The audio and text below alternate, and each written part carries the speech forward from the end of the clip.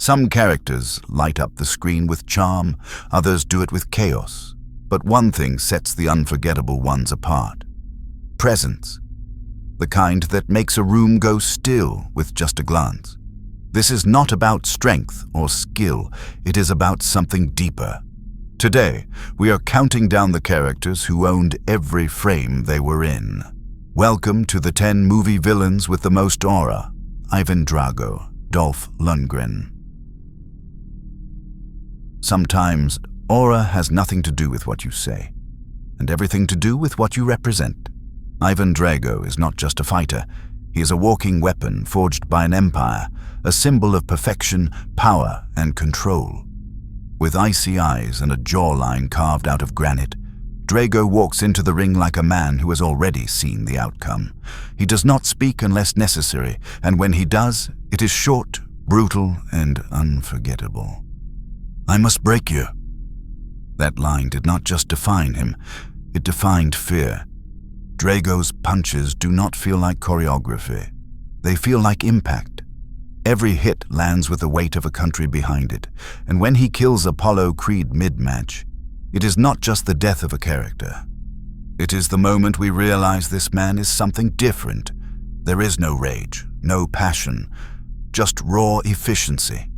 He trains in laboratories, monitored like an experiment, his vitals displayed like a supercomputer being fine-tuned. While Rocky runs in the snow, Drago lifts iron in silence, surrounded by scientists and steel. He is not here to win, he is here to end. What makes Drago's aura legendary is the absence of emotion. He does not need to scream, he does not need to taunt. His presence does all the talking. He makes you feel like the outcome is already decided, and you are just stalling the inevitable. Ivan Drago earns his spot because he was never just a villain in a boxing movie. He was the end boss of a Cold War fantasy, a silent, stoic juggernaut who made power feel absolute. But if Drago was a machine built by men, the next villain is something far worse, because he was never human to begin with. The Wolf, also known as Death, Wagner Moura. You do not outrun him, you do not outfight him, you do not even bargain with him, because the wolf is not a man with a goal. He is the final chapter in every story. When Death walks into a room, the temperature drops, and time itself seems to pause.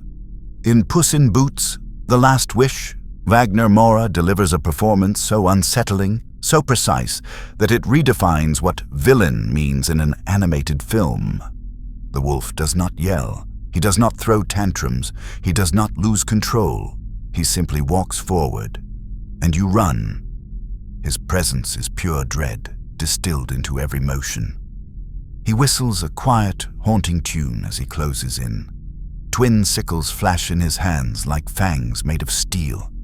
His eyes burn red, not with anger, but with absolute certainty. When he says, "I do not mean it metaphorically or rhetorically, I am death, straight up," it is not a monologue. It is a sentence. His confidence is not arrogance, it is inevitability. That is what aura truly is. But the most terrifying thing about the wolf is how deeply personal he makes his hunt. He does not chase Puss for fun. He chases him because Puss wasted something sacred, his lives. The wolf sees through the bravado. He sees the fear underneath, and when he forces a fearless hero to confront mortality, to actually beg for one more chance, that is the power of presence. He makes legends tremble. He makes time run out. The wolf earns his place high on this list because he proves something no other villain quite does. That true aura is not loud or showy. It is quiet, focused, and inescapable. And if you think facing death is bad, just wait until you meet the next villain, the one who never stops hunting, never speaks, and never even blinks. T-1000, Robert Patrick. You cannot reason with it, you cannot bargain with it, and it absolutely will not stop, ever. The T-1000 is not just a villain, It is a nightmare built from liquid metal and pure inevitability. In Terminator 2, Judgment Day, Robert Patrick gives one of the coldest, most iconic performances in sci-fi history. He does not need rage. He does not need motivation. All he needs is a target, and when that target is set, there is no escape. The genius of the T-1000 is in its design, a sleek, human-shaped weapon built to blend in and hunt with terrifying precision. It walks through flames, it shrugs off bullets, and when it takes damage, it does not retreat. It reforms. The way it shifts, morphs, and heals turns every chase scene into a horror sequence. You are not watching a villain try to win. You are watching inevitability unfold. Robert Patrick's performance is all posture and silence. He never overacts. He never blinks. His calm stare is more intimidating than any explosion. Whether he is impersonating a police officer or stabbing through a milk carton, there is no difference. Because the T-1000 has no soul, just mission parameters. What gives it aura is not just the threat it poses. It is how unstoppable that threat feels. Even when the heroes manage to run, you can feel him catching up. You can feel the moment running out. That is what makes the T-1000 unforgettable. It is death with a deadline.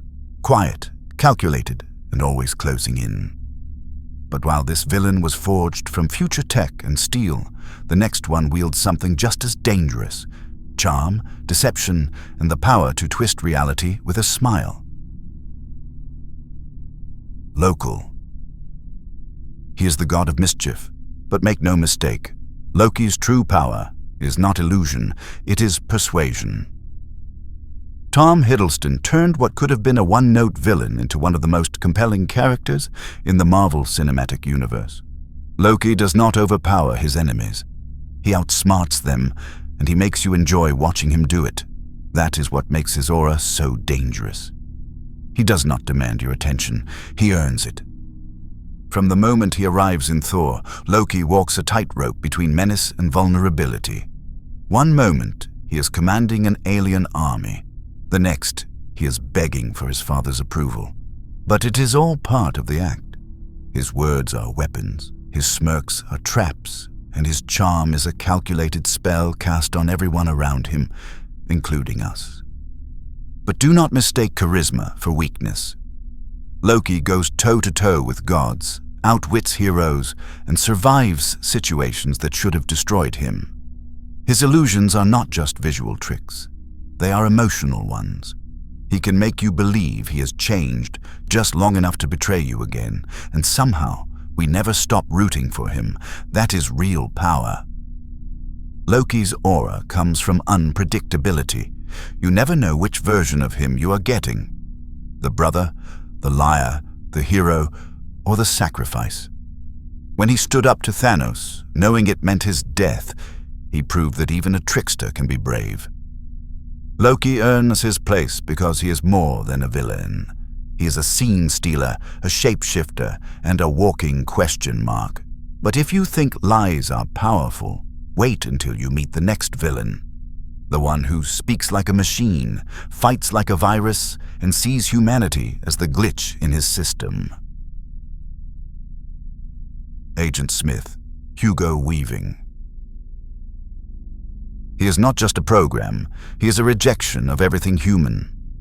In The Matrix, Agent Smith is supposed to be a system tool, cold, efficient, and emotionless. But what makes him terrifying is how much he hates the humans he was built to control. Hugo Weaving delivers every line with such deliberate venom that it feels like each word is being peeled off something rotten. When he says human beings are a disease, it is not just dialogue. It is doctrine. Smith's power is not just in his speed or strength, though he has plenty of both. It is in his purpose. He does not want to keep the system running. He wants to burn it to the ground. His aura comes from the way he deconstructs everything around him. He speaks like a virus that learned to love the infection, and the more frustrated he gets, the more unhinged and dangerous he becomes. He does not yell, he does not panic, but his voice, slow, deep, disgusted, infects the air around him. Every movement is controlled, every punch is calculated, and yet he evolves. Smith learns, Smith copies, Smith multiplies. And by the time you realize he is not fighting you, he is you. It is already too late. Agent Smith earns his place because he embodies the horror of something unnatural becoming too human. He is not here to rule, he is here to erase. But while Smith wanted to delete the world, the next villain did something entirely different. He made himself a god and demanded that the world worship every inch of him. Xerxes Rodrigo Santoro.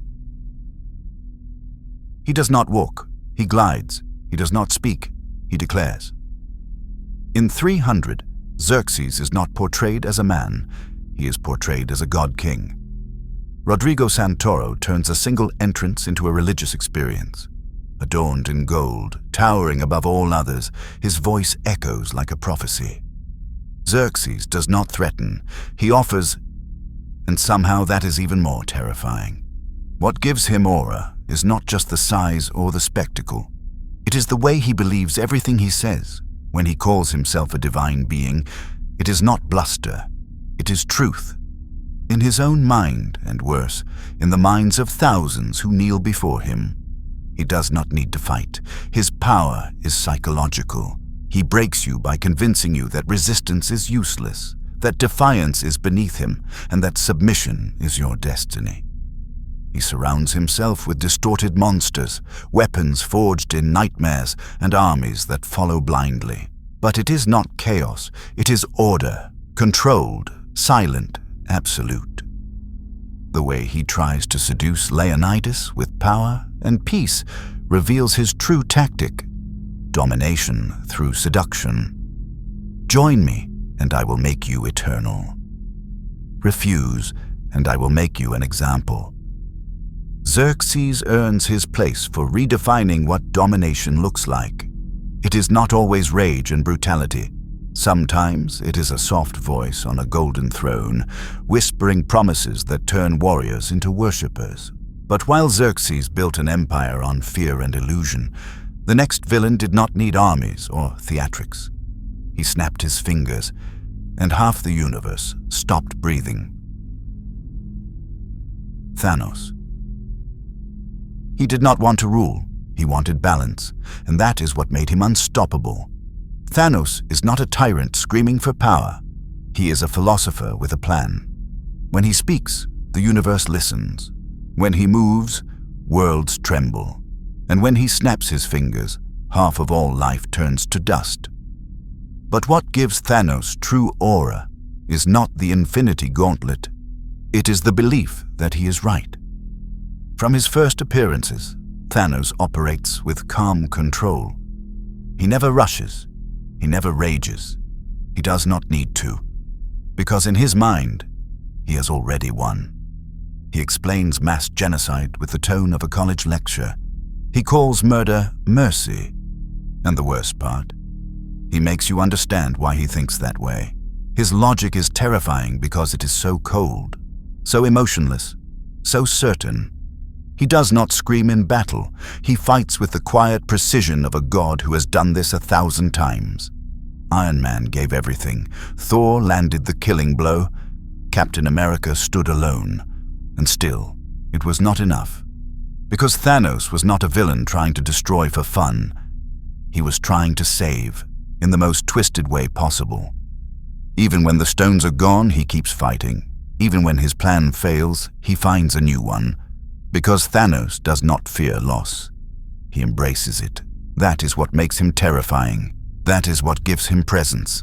He is the one villain who won and made the heroes feel small. But while Thanos shattered galaxies with purpose, the next villains say nothing, feel nothing, and still make the world go cold. Because when the Nazgul arrive, you hear the scream before you see the shadow. Nazgul. They are not alive, they are not dead. They are bound to darkness and ruled by fear.